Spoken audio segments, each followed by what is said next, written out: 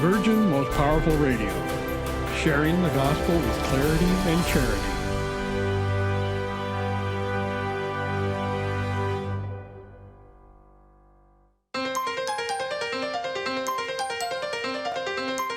And now, Virgin Most Powerful Radio is pleased to present Hands-On Apologetics with renowned Catholic author and apologist, Gary Michuta.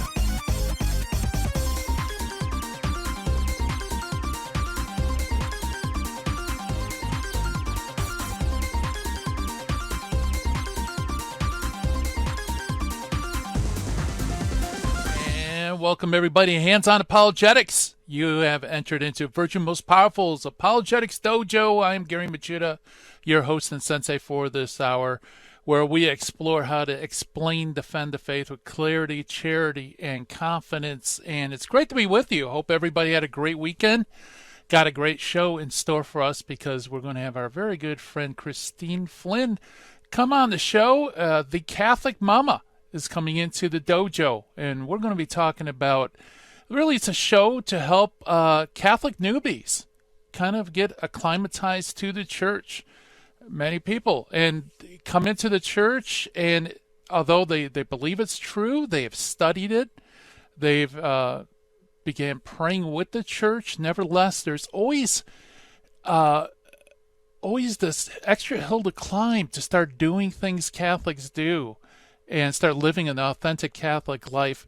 And I think a lot of us who are cradle Catholics really don't appreciate the struggle many people have. And so Christine's background is perfect for this show because she basically was part of the, the spiritual but not religious sect, also kind of dipped into atheism, and then came into Catholicism. So she knows how to all those twists and turns of kind of becoming part of the Catholic Church. So she's going to join us on the other side of the break. Also, we have our Finding the Fallacy. Today's Finding the Fallacy, by the way, is the fallacy of composition. And we also made an early church father. Today's early church father is Novatian, who was an anti-pope, and we'll find out more about him on this side of the break. But before we do that, I want to give my shout-outs, my yoo-hoos, my hat tip to all of you watching live stream on Facebook, YouTube, all the other platforms we live stream on. Hello, everybody. Welcome aboard. And also, I want to welcome all of you listening on radio around the United States and also via podcast around the world. Yes, it is so cool that people from outside the boundaries of the country are joining the dojo and also benefiting from all the great guests that we have on this show. And by the way, if you want to access one of these podcasts, you can get that either through our handy-dandy phone app or through our flagship website, which is virginmostpowerfulradio.org. And that's an awesome instrument. Use it, folks, because it's part of doing apologetics in place. You can defend the faith from the comfort of your own computer, and you can help us do it as well. First off, if you see a program on Virgin Most Powerful Radio or hear a program that you think your friends would benefit from, please share it with them. Like it. If you haven't subscribed, please subscribe. All that helps with the visibility of the channel, and it also helps out with our outreach. So please do that. So I want to thank all of you for subscribing. And for those who haven't subscribed yet, please do. And while I'm at it, I might also mention a project that I just started that I could really use your help in that regard. That is a channel on YouTube called the Apocrypha Apocalypse channel.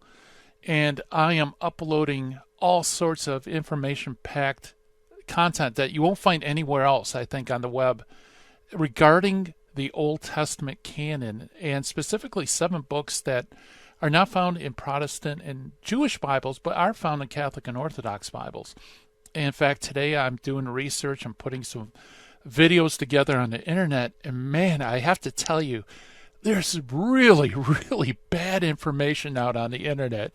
I always knew this, but when I'm preparing for these videos, it really does hit you in the face that this is scary.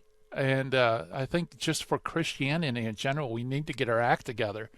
So please, if you could, go to Apocrypha Apocalypse on YouTube. Also, smash that subscription button. I really appreciate it because, like I said, The more you interact, the more you subscribe for good Catholic websites, the greater visibility and the more outreach.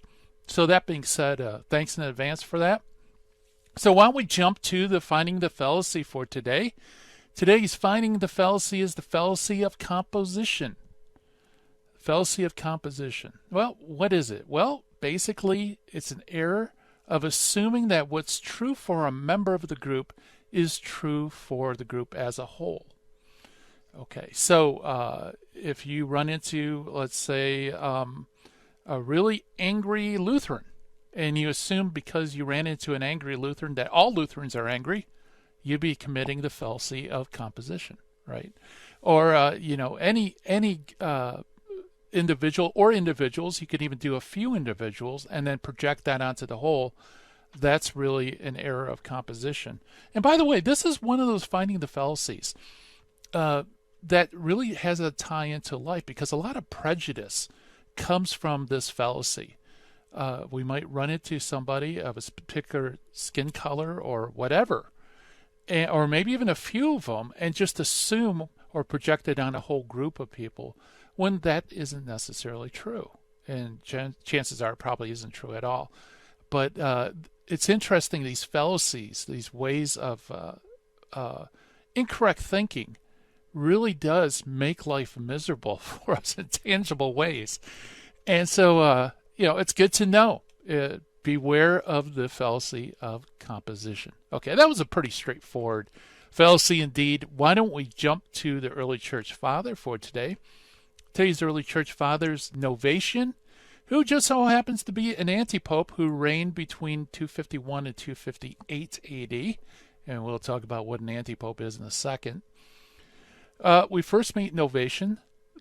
The more probable correct form of his name, by the way, is Novatus, about the year 250 AD, when he was a priest of great prominence amongst the clergy of Rome. The two letters addressed by the Roman clergy to Cyprian during the long vacancy prior to the election of Pope St. Cornelius I, letters 30 and 31, by the way, of Cyprian's letters, were written by Novatian in the name of his confreres. For Cyprian in his own letter refers to the first of these and states that it is written by Novatian, and the content and style prove that it too is Novatian's work. In other words, that we have writings from him to St. Cyprian. There's no doubt Novatian hoped to be made Bishop of Rome, that is, to be made the Pope. At any rate, when Cornelius was elected in March of the year 251 AD and showed some attitudes of leniency in regards to the lapsed. Now, who are the lapsed? The lapsed are Catholics who, during times of persecution, forsaken the faith in order to avoid being killed or tortured.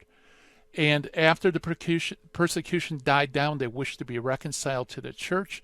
And as we know, especially in North Africa, there was a very rigorous segment of people who didn't believe that they should be reconciled to the church. And so that's in regards to the lapsed. Now, Novatian, however, was on the other end of things. Novatian was actually in that camp. He suddenly reversed his lenient views and became a rigorist. According to Eusebius, and this is found in Jurgen's Faith of the Early Church Fathers, he found 3 guileless bishops in a remote part of Italy. He plied them with wine until they were no longer in their right senses, and then succeeded in having them consecrate him bishop. From that time on until his death in 258 AD, he was reckoned as an antipope. So that's what an antipope is, folks. It's a claimant to the papal throne. It's a claimant to be the Bishop of Rome and Pope. Now notice, that doesn't mean there's 2 popes, because in order to be an anti-pope, there has to be a legitimate pope. So you have a legitimate pope who is lawfully elected, and then you have a claimant to that, and that is an anti-pope. By the way, also from Novatian, the sect of the Novatianists, which he founded, spread with some success to Spain and to Syria. In the latter place, it was there for several centuries. The Novatianist schism is characterized not by doctrinal differences, but by its insistence upon rigorous practices. They forbade entirely second marriages and refused absolutely any reconciliation of those who lapsed from the faith. Novatian's treatise on the Trinity was written well in advance of him creating this schism and may be assigned to a year about 235 AD. If we bear in mind that it is only a rough approximation, it is a great Latin contribution to theology to stem from Rome itself. In his development of Trinitarian theology is evidenced in the present treatise. He was at least 100 years ahead of his contemporaries. At the same time, however, he did not succeed in shaking off subordinationism, which he inherited from Justin, Theophilus, and Irenaeus, Hippolytus, and Tertullian. By the way, subordinationism is the idea that the Son is subordinate to the Father, the Holy Spirit subordinate to the Father and Son.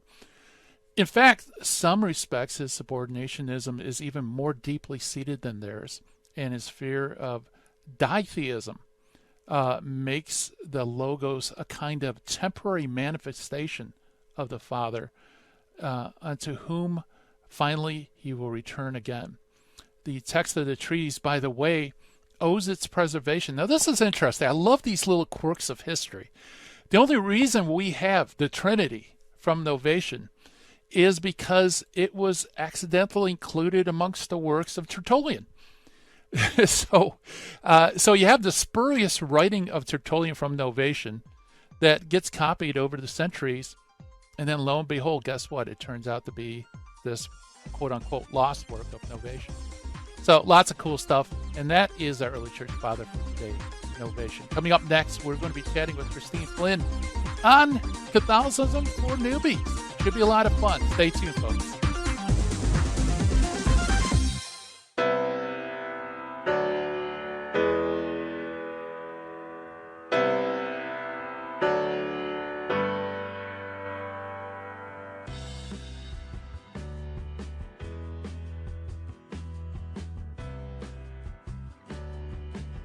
If you shop on Amazon.com, there's an easy way to support Virgin Most Powerful Radio. Just visit smile.amazon.com and type in Catholic Resource Center under the desired charity. Now, when you log into your Amazon account and purchase products, a portion of it will automatically go to support Virgin Most Powerful Radio at no cost to you. Thanks in advance for supporting CRC and VMPR. And may God richly bless you and your family.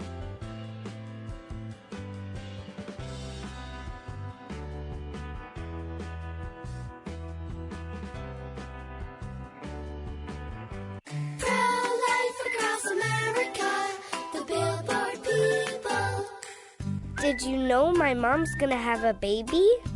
She is? Will it be a boy? Or will it be a girl? We don't know yet, but we heard the heartbeat and my dad said this is gonna be someone very special. You mean like being a president? Or maybe a doctor? Well, probably maybe like a singer or dancer, I think. Hello, my name is Mary Ann Koharski. I'm the director of Pro-Life Across America. We know that every baby is a miracle and has the potential to do great things. If you know someone who is pregnant or in need of alternatives or assistance, or would like to support the work of Pro-Life Across America, please call 1-800-366-7773 or visit our website at prolifeacrossamerica.org. Pro-Life Across America is non-political and totally educational. Pro-Life Across America, the Billboard people. This is Terry Barber. I want to thank you for your support here at Virgin Most Powerful Radio. Here's an easy way to do it. If you're going to sell or buy a house, call Real Estate for Life, 877-543-3871, because they're going to get you a Christ-centered agent to purchase your home or to sell your home. And at the close of escrow, a portion of his commission goes right back to Virgin Most Powerful Radio. Call 877-543-3871. Thank you so much for your support. Now, back to Hands-On Apologetics with Gary Machuda. If you'd like to join the conversation, call 888-526-2151. Here's Gary. And welcome back, everybody. Hands on Apologetics. And we have a great question. If you're new to the Catholic faith, you're a Catholic newbie, how do you get acclimatized to being Catholic, living a Catholic life, all the strange things Catholics do, and all the cool things that you can find out about? Well, we have our very good friend Christine Flynn with us. She is the Catholic Mama, the host of the CatholicMama.com podcast. She's the wife and mother of 4. And as a convert to the faith, Christine's podcast and blogs about all things Catholicism have helped fellow parents feel more sure of their faith and raise confident Catholic children. Also, you can grab a free ebook. Actually, I don't even know if it's still available. Hopefully it is. It's How to Talk to Your Kids About God, which helps parents answer tough theological questions simply and truthfully. And Christine, welcome back to Hands on Apologetics. Hello, Gary. It's good to see you.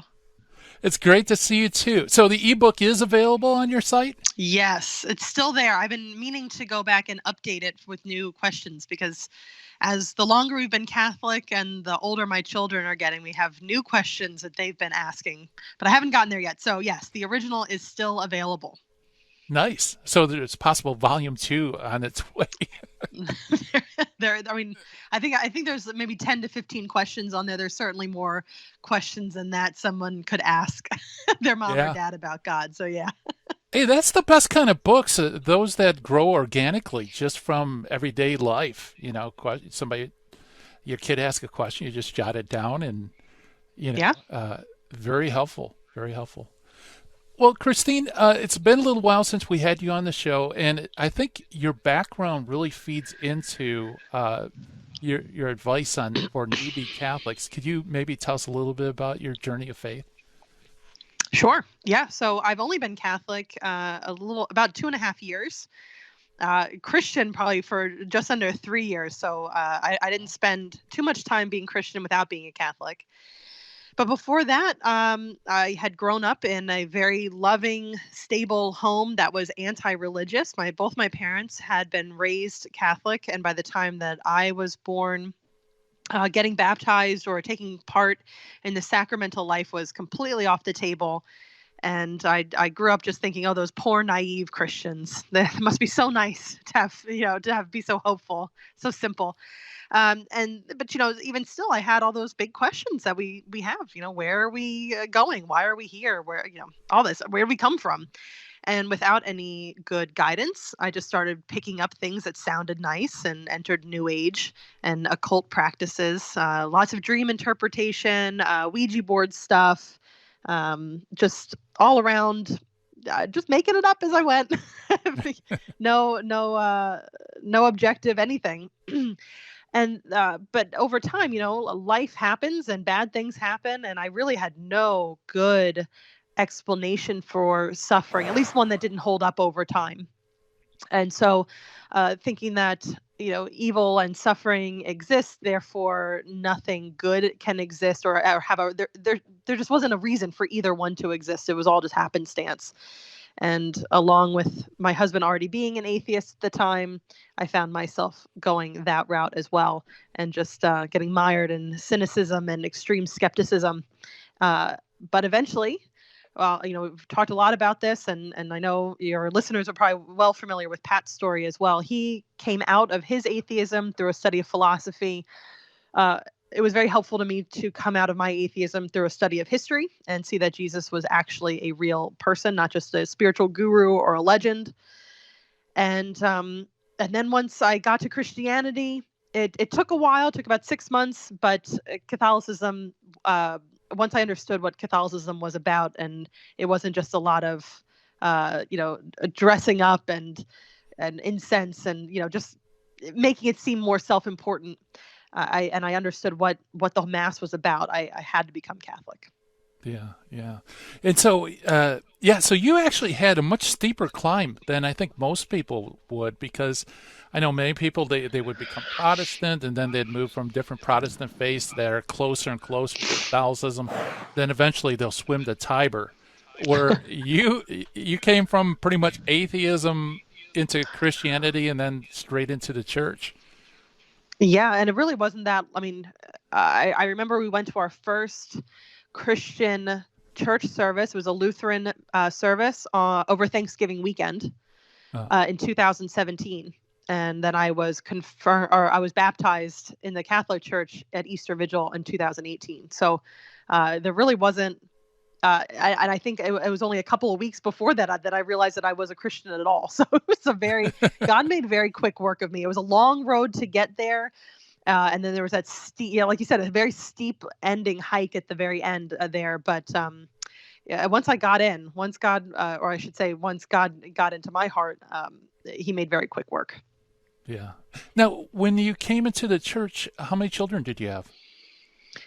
We had 3, and I had actually, it's funny because right before we became Catholic, I had gotten rid of all of our baby clothes because I said, well, nobody has more than 3 kids these days. That's just ridiculous.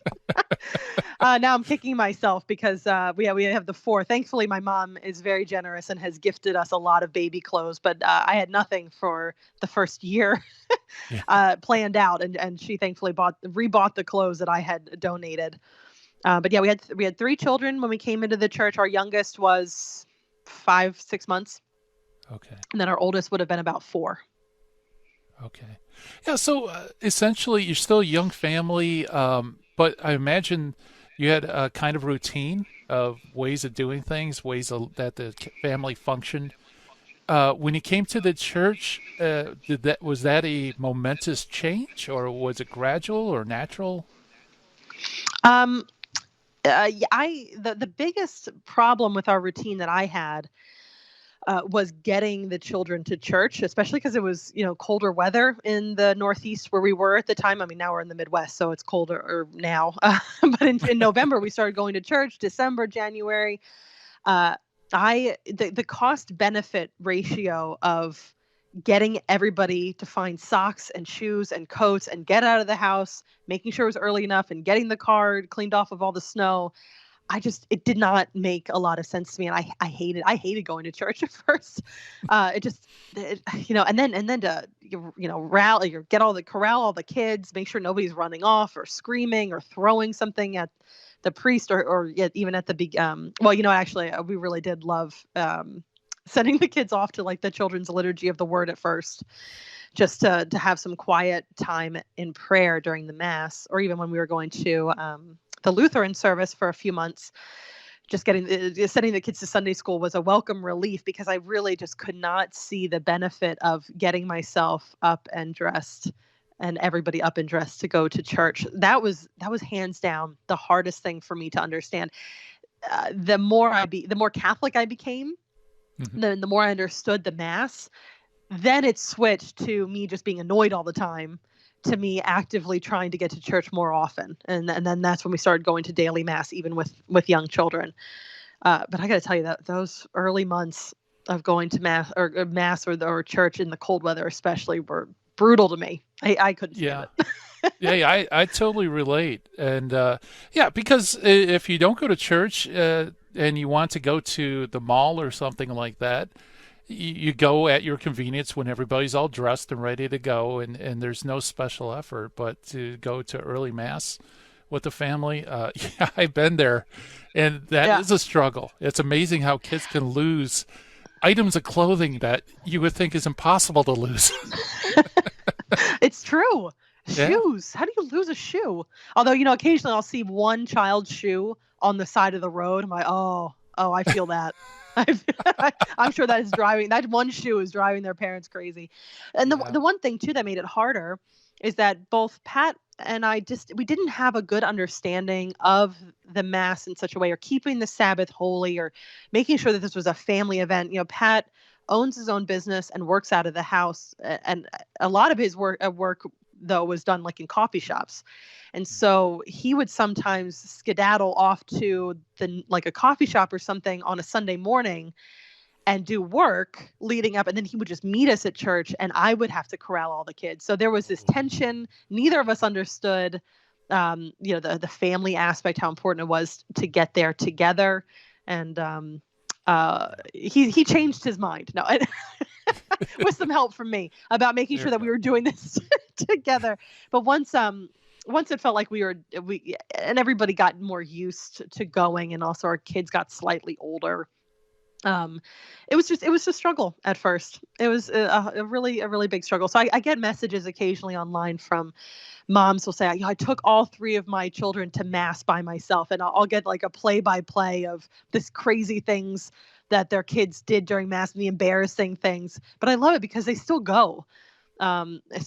Especially even if they're just going by themselves to a daily mass or even a Sunday mass, if their spouse isn't interested in going, I'm so impressed because I fought it pretty hard those first few months of being Christian or Catholic, and to see these other women who are embracing the struggles, I think is pretty impressive.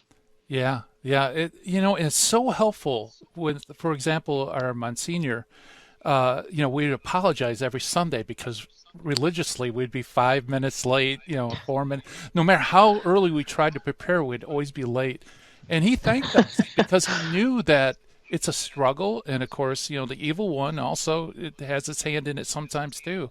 And the fact that we made the struggle to get there, even if albeit a couple of minutes late, he encouraged us. And actually right before the program, Jesse and Ruben were talking about that and encouraging families when they see them at mass, because you're right, that is a struggle. So maybe there's some newbie Catholics out there, Catholic families that are kind of going through that struggle. And so what advice would you give them in regards to, getting the family together and going to mass, making it easier? Yeah. Well, I mean, as if you're getting ready to do anything the following day, I mean, getting clothes and shoes located and away from small people to move them would be very helpful. And also, it doesn't have to be, well, just leave more time than you think you need to, because we come in late quite often. I always make sure that I read the daily readings, because we go to, at this point now, we're going to mass every single day of the week with all of the children in tow. And just knowing that we could be a couple of minutes late, one of the first things I do every morning is read the daily readings. Because at the very least, even if I'm not able to totally pay attention to what's happening in the mass because I've got small children with me, or if we're running late and I've missed the first reading, at least I know generally what's going on and generally what people are what we're talking about and listening to. So just, preparing as you would if you're going, your kids are going to school the next day. Set the clothes up ahead of time, get everything as ready as you possibly can, just to make it a little bit smoother. I mean, you might as well just make it as easy on yourself as possible, and getting it ready ahead of time, whether it's the physical clothes and shoes that you need, or just preparing yourself spiritually by doing the readings ahead of time is huge. That's such an important thing to do. And we're chatting with Christine Flynn, the CatholicMama.com lady, and we're talking about helping newbies to Catholicism, kind of acclimatize. More to come on the other side of the break. You're listening in on Apologetic.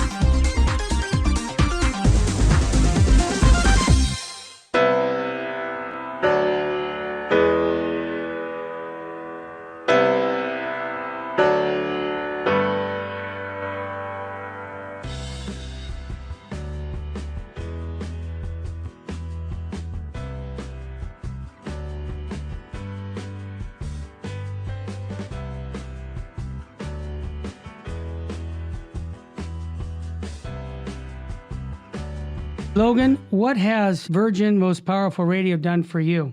Well, Virgin Most Powerful Radio, I got to say, I've been a listener for about a year now, and it's really helped me grow closer to my faith, and the fact that I'm listening and I'm getting unsugar-coated, clear, charity with clarity Catholicism. And it has really helped me even, grow so much deeper in my faith as a young man and discern the priesthood and have a love for Jesus Christ. And this is so seen on the Terry and Jesse show on Virgin Most Powerful, the unsugar-coated, clear truth of our Catholic faith that is so lacking today. It's almost like the Terry and Jesse show. It's the orange juice Catholicism. It's filling things up. I just need to give my shout out, my praise. I'm just so appreciative. It's just really helped me. And I know, people want to hear this. It inspires me to want to speak it. And it inspires me to even go as far as discerning the priesthood, to think I should speak this. We need to stand up for our beautiful faith. This is the unsugar-coated beauty. And this is just what I've seen on the Terry and Jesse show. I encourage so many listeners to start donating and support this cause. It has just really impacted my life. And I just want to give some praise to it.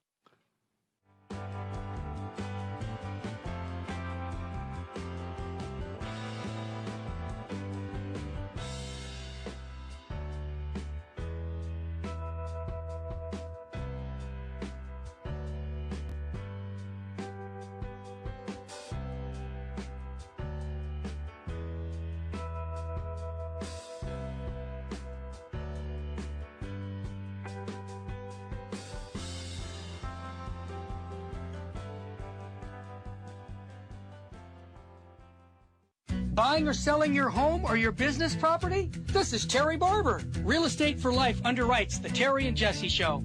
And they can connect you to one of 900 pro-life real estate agents around the world. And when they receive their referral fee, they will give 80% of it to a pro-life organization. Wow! That's 80%! realestateforlife.org, 877-LIFE-US1. This is Jesse Romero. You're listening to Hands-On Apologetics with Gary Machuda on Virgin Most Powerful Radio. And welcome back, everybody. We're chatting with Christine Flynn of the CatholicMama.com podcast, and we're talking about helping newbies to the faith. You know, those just recently have entered into the church. There's many different obstacles and many strange aspects of the faith that kind of need to be acclimatized, if you will. And Christine, we're talking about getting the kids ready for Mass, and I could totally relate. So my problem was my kids, I would get one kid dressed, I'd go help the other one, and by the time I'm done with the other one, the first one changed their clothes. So, just going from one to another. It's a magic trick, yeah. Yeah, exactly. And then my wife's like, how could you let so-and-so, go to school or go to church dressed like that? It's like, I don't know. I don't know. I didn't. They did that. Yeah. Exactly. Yeah, so that's a huge struggle. It is. And, I mentioned before the break that one of the things that helped me be okay with the struggle of getting to Mass and being okay that it could be frustrating was that I understood the Mass more and more. And in fact, I just understood Catholicism more and more. So I think, I was thinking about it for anybody who's just starting out, or maybe they just need to hear it, even if you've been a Catholic for quite a while. I mean, the church, if you do a Google search, who founded the Catholic Church? And then you search for who founded Protestant, or the Lutherans, or the Baptists, or Mormons, whatever. All those will come up with a human name. The Catholic Church is the only one. If you Google who founded the Catholic Church, it'll say Jesus Christ, which I think is just fantastic. And if you Google it, it'll have a great image of Jesus as well there. The church has been founded by Christ. It is guided eternally by the Holy Spirit. It is here to help us in the development of faith, morals, and sacraments. Of course, we want to be a part of that. So, as difficult as getting to the Mass could be, even if you don't quite understand why you're there or understand what's so important about it, or maybe don't totally get what's happening at every stage, I think we can always trust that even if it's difficult for us or we don't understand everything, we can trust the church that there is a reason for it. And even in our suffering, there's a good reason for that. And we can grow in holiness through that suffering. I think first and foremost, for anybody who's becoming Catholic or coming back to the Catholic faith, that we can trust the church. We can trust her and everything that's part of it. Especially, as long, maybe not the fallible humans part of it, but we can trust it's the shape and scope of our religion. So that certainly understanding and trust and starting to trust the religion that I was now a part of made me so much happier to get to Mass and really made me feel more Catholic through and through, not just on Sundays from 10 to 11 a.m., if that makes sense. Oh, yeah, absolutely. And it also kind of points out to the fullness of the faith that's in the Catholic Church can sometimes be overwhelming because, there's all those things, not only what the Mass is as a sacrament and a sacrifice, but also incense, prayers to the saints, iconography, I can imagine that would be information overload for someone who just enters. Yeah, absolutely. It is very overwhelming. The first time I heard the phrase liturgical living, I was like, well, that sounds cool. Yeah, celebrating a saint's feast day. And then you come to realize there's, a couple thousand saints, and there's usually more than one saint per day that you could celebrate. I was so overwhelmed by it. And then I just didn't understand the terminology, and it was quite overwhelming. And then learning that I'm supposed to pray a rosary every day, which I tried. I remember the first time I prayed just one decade, I was like sweating at the end of it. I was bored just from one Our Father and 10 Hail Marys. And then I realized it takes like 2.5 or 3 minutes just to do that. but I felt exhausted after praying 1 decade.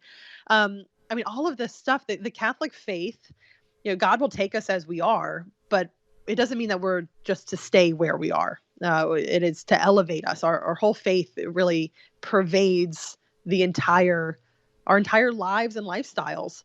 That doesn't mean that the change is immediate, because again, I've only been Catholic for 2.5, 3 years. I certainly do not know, my children, because they are practically cradle Catholics at this point, will have a much better understanding of the faith than I will for many years, down the line. They'll just have it, it'll be in their bones, and where I'm constantly learning new things.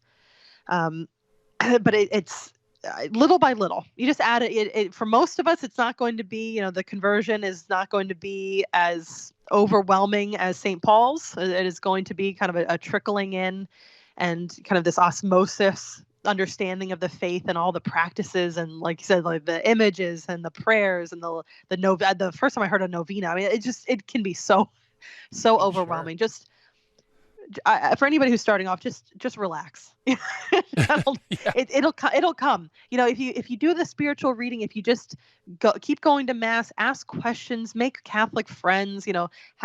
Go and do the men's faith group and the women's faith group, and maybe some things for men and women together if you're married, or with families. The knowledge will start to seep in. And it's a lot easier to have it seep in if you're actually taking part in it on a regular basis. Again, it's not just being Catholic on a Sunday afternoon or morning, or Fridays during Lent. It is something that really, if you just let it happen, it kind of, and you make an effort to let it happen, it just kind of starts to seep in the rest of your life. Because now I am way more of a practicing than I ever would have imagined I would want to be back when we were struggling to get to Mass, in February of 2018.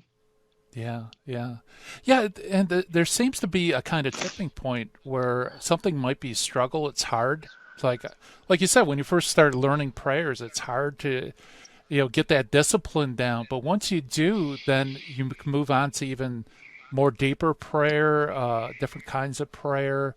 But you kind of, it's like weightlifting, it's this struggle to get to a certain point, and then once you get there, it's downhill. Yeah. It's fitness, I think, is a really good metaphor for all of this. I mean, at first, you might be so excited about getting to the gym that you feel like you're learning a lot of stuff. You're making a lot of progress in some ways, but then there are just, it takes a while just to really make big progress, big jumps, and go deeper into the exercises that you're doing, or feel better than when you go to the gym versus the days that you don't go to the gym. It's less of an effort, and that I think moves you more into where God has really just, you've set a place for God in your life, that it isn't a constant uphill battle to get yourself to the gym. It's not a constant uphill battle to get yourself to church. So like many lifelong fitness people, that if you miss a day running or working out or whatever, you feel off. And that's the point that we're at, even just a few years in. We've gone to Mass, we've missed daily Mass a couple times in the last few months because of travel, and it feels very odd. It's a very odd thing to miss it, which again, you're telling me the 2017, 2018 that I would even be willing to go to the church more than once a week and happily do it and miss it if I didn't, it would be unreal to me. So it's really just, relax a little bit and try not to be overwhelmed by 2,000 plus years of traditions and information, and you'll get there slowly. Just don't give up. Don't get overwhelmed by it. You'll become more Catholic as you go. I think, at least for me, that's what's happened. Right. Yeah. And the thing is, once you get in the swing of things, like the analogy of going to the gym, it's really important not to stop that rhythm, because I know for me, I got gym membership. I'd go every day. Then there was a point where I miss a workout here or there. Before you know it, you're never going to the gym. So it's also perseverance too, once you get your stride. Yes. Yeah. And somebody actually reached out to me recently and said, oh, you're a new convert, in a couple years from now, you may feel a slackening off of your excitement over the faith. just ride through that, keep going, which might be the case. I mean, that was clearly the case for this person who had converted. They were excited about converting, went all in, maybe overwhelmed themselves by trying to do all the things, all the Catholic things, and then felt a tapering off. But thank God they stuck with it. Personally, I'm different. I lived the life without God for so long. And even now, I mean, we go to daily mass. On good days, I pray all 20 mysteries of the Rosary. But that doesn't happen every day. And some mornings I really don't feel like, especially, I've had a teething baby for about 3 weeks now. She's a very slow, long teether, and I'm very, very tired. And there are many mornings where I don't want to go to church, but I still go. So there's a virtue, the virtues there that we're developing as well. I can't imagine myself ever slackening off on my love of the Catholic religion now that, I was atheist for too long. I have no desire to go back to anything like that. But I understand what she was saying, because there are days where I certainly don't want to do the Catholic things. But we've made it such a part of our lives now that it doesn't matter what I feel anymore. It's just what we do.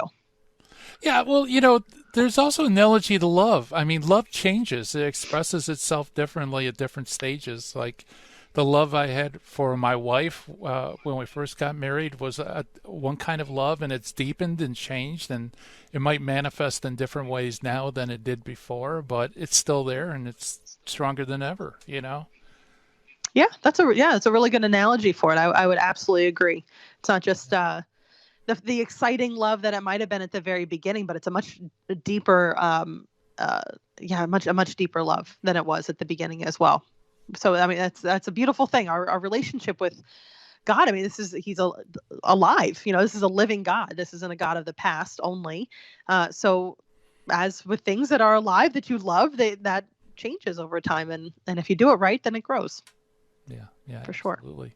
And boy, I see we're coming up on the next break, and maybe I'll throw out the question. You could think about it, but you kind of alluded to when you were sharing your journey that not only is it accepting beliefs and practices, but it's lifestyle too, that there is a huge lifestyle change that occurs. And I know that could be a big hurdle as well. And so maybe sure, we can come back on the other side of the break and talk about making it a little easier for newbies, especially those who maybe come from a very different background than Catholicism. We're chatting with Christine Flynn of the CatholicMama.com podcast. Check it out, folks. It's great stuff, great information. And we got a lot more to come on the other side of the break. You're listening to Hands On Apologetics.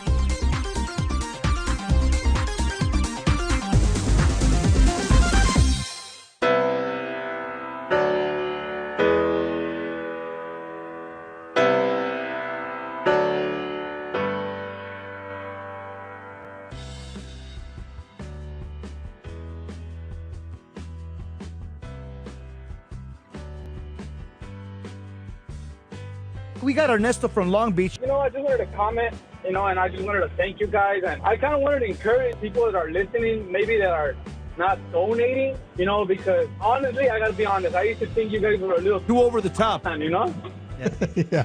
That's right. If God gave us a lot, and I have the blessing of listening to all this. I just want to call all the people. I got 5 kids, and I don't make a lot of money, and I'm still donating to you guys. God bless you, brother. You're amazing. We have to do this. We have to do the extra. And it's not even the extra. People see it like it's extra. Kneeling for communion, saying your rosary, saying the Divine Mercy Chaplet. It is not extra. It's what the church tells us to do. Amen. You're a good man, brother. 30 years old, 29 years old, 5 kids, and I thank you guys. So everybody else, man, get on fire. Fight for the truth, man. I know what I'm telling you guys. There's I so love much it. out there. Sirach 11:24 says, "Do not say, I am self-sufficient. What harm can come to me now?" According to St. Catherine of Siena, presumption is like vermin burrowing at the root of the tree of our soul. If we do not uproot it with great care and humility, it will eventually destroy the soul. May God keep us from all presumption of mind and heart, and realize that we depend on Him for everything.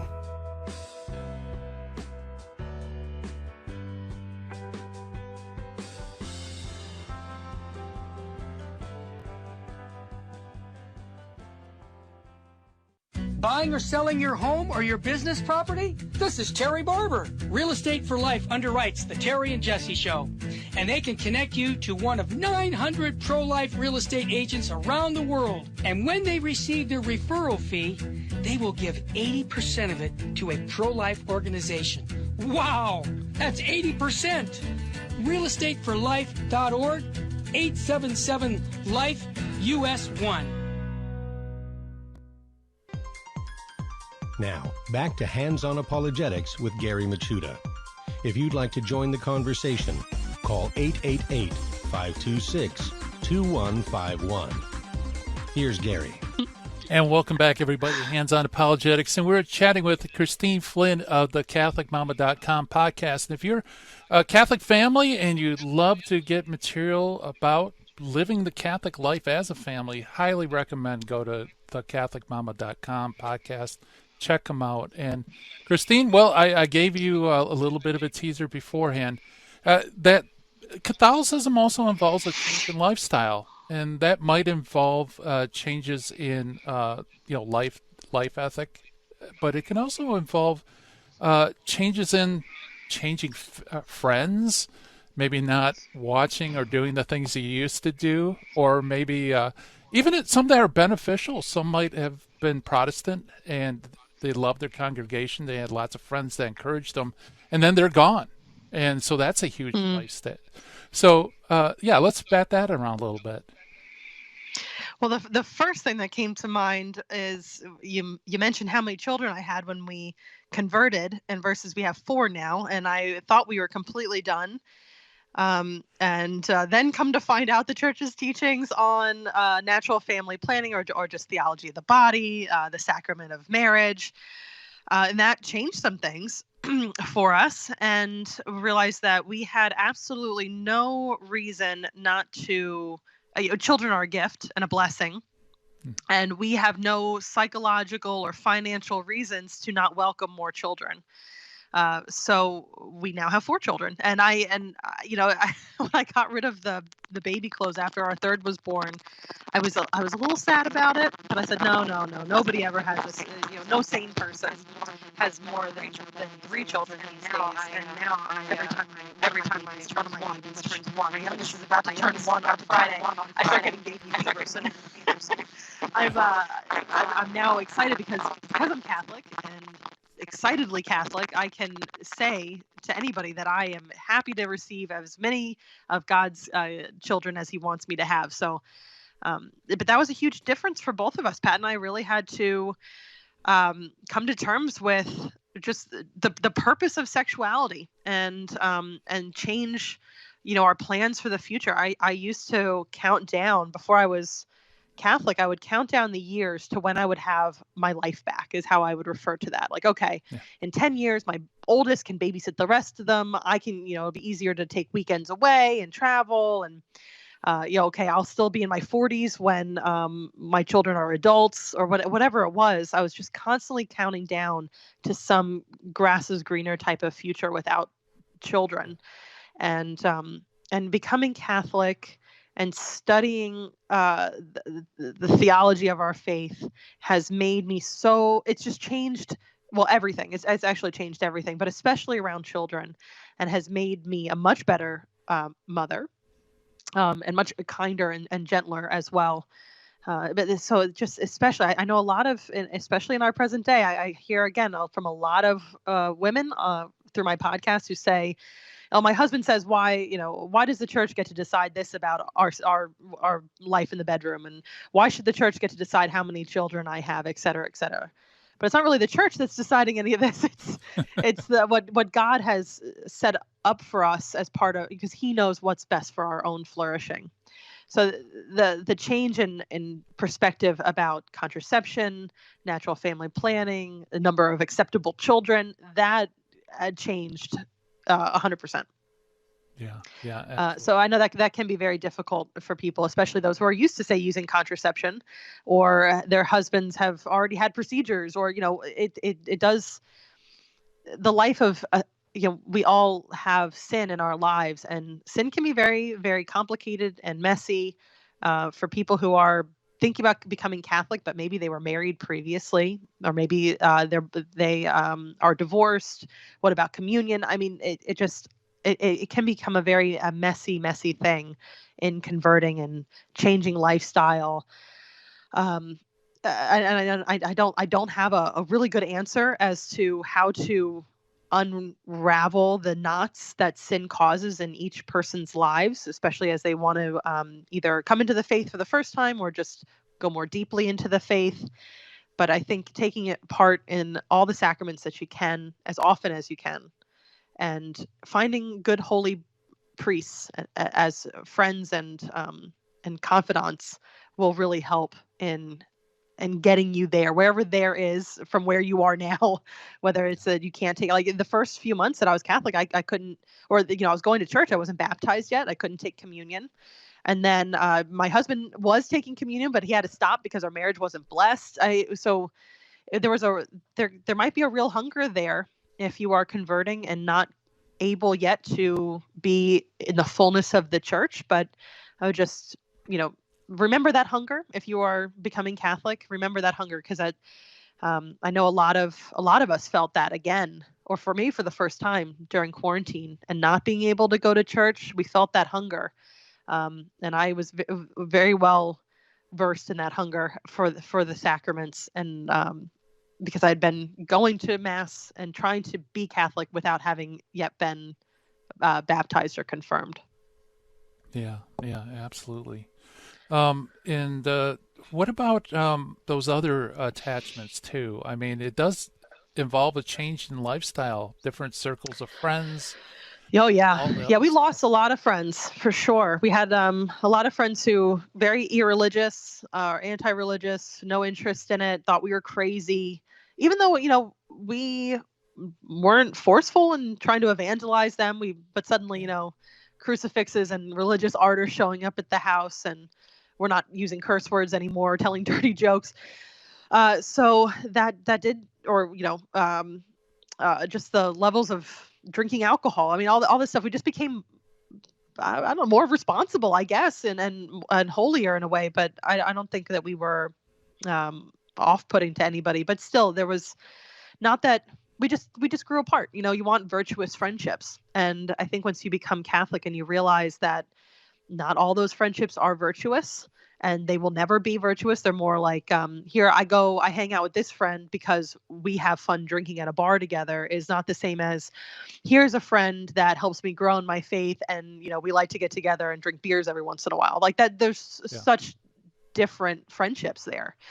And so you may find yourself in a position where either the people that you would like to remain friends with them don't really have any interest in being your friend anymore. That happened to us. And maybe you just feel like you're ready to grow into more virtuous friendships as well. And it can be a lonesome time. I know it was for us, but we really dove into, and I know COVID and, not being able to meet in person in a lot of places can put a damper on this right now. But we've had great success in finding wonderful friends through, I know Pat has been very active in the local men's faith groups. Like he goes in the mornings once a week. They've just started meeting up in person again. I've met some really great Catholic mom friends at the church. It was slow at first, but I prayed for good friends, and God gave them to me. So just look for them, do the things at the Catholic churches that you can, and pray. God answers our prayers, and I can't imagine that He'll say no to having a good Catholic community. Absolutely. That is so important to pray for it. Because I can testify as far as my own life, how many times either I prayed or the other person prayed to meet somebody. They might be new to an area, like my good friend Dr. Reardon came from Rome, was teaching at the seminary, didn't know anybody in the Detroit area. He prayed, Lord, help me find somebody that I could have a companion. I took his class, and we were reading the exact same books. They were like really obscure books. And it was, answer the prayer. So that's a very important point, is if you need to make new friends or contacts, take it up in prayer. God desires it even more than you do. Yeah, that's exactly what happened. I was praying for, I everywhere we go, I can find all these like little girls to play with my daughters, but I could not find some boys for my son. And I prayed I said, God, please help my son find some boys to play with. And I would like a good mom friend because we just moved to the area. And lo and behold, now I'm very good friends with a woman who's very Catholic, very strong in her faith, and she has 3 sons, and they're all around the ages of my son. So that was like within a couple weeks, God answered that prayer. So yes, we can't forget we're not doing all this alone. So any of the struggles that we go through with the lifestyle, or God, should I stop watching Netflix? Pray, ask, and you shall receive, because God does desire us to live this virtuous, good life, even more than we do, like you said. Yeah, absolutely. So maybe we only have a minute or so left. You didn't experience this, but I know many people have, where one spouse comes into the church, the other one doesn't. And there's lots of struggles like redecorating the house or, raising the kids, things like that. Any advice for them? Prayer, again, prayer. Yeah. There is holiness. Our job as a spouse is to get our spouses and our children to heaven and ourselves first and foremost. Pray a novena to Saint Monica. Certainly, she knows something about praying for hopeless cases and lost family members. I like to, All Saints Day is coming around. I think it's just a good calendar type prayer. I pick somebody in particular that I want to pray for the year, and I start on All Saints Day and go through until the following year. So you can do that, and that might just be your spouse that you're praying for.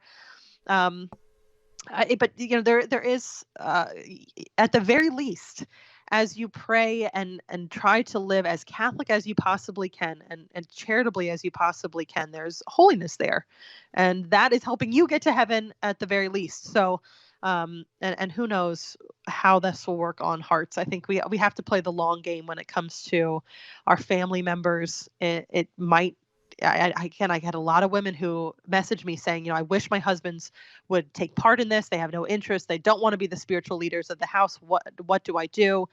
Just keep praying and keep living as faithfully as you can, because we've heard this before. Catholics should be very joyful, and the more joyful a Catholic is in their own faith, it's noticeable. In a sinful, fallen, angry world, it is very, very noticeable.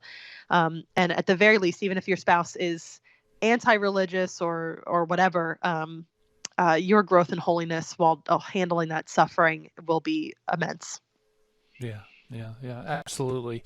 Well, Christine, I can't believe the hour has flown, but before we go, where can people go to access your blog and your videos and all that? thecatholicmama.com, MAMA for mama. I blog, yes. I also very active on Instagram. I like the Catholic corner of Instagram. It's a very nice place of all the social medias. So I'm there at the Catholic Mama as well. Awesome. Well, thank you so much for coming on the show. We appreciate it. Yeah, thank you.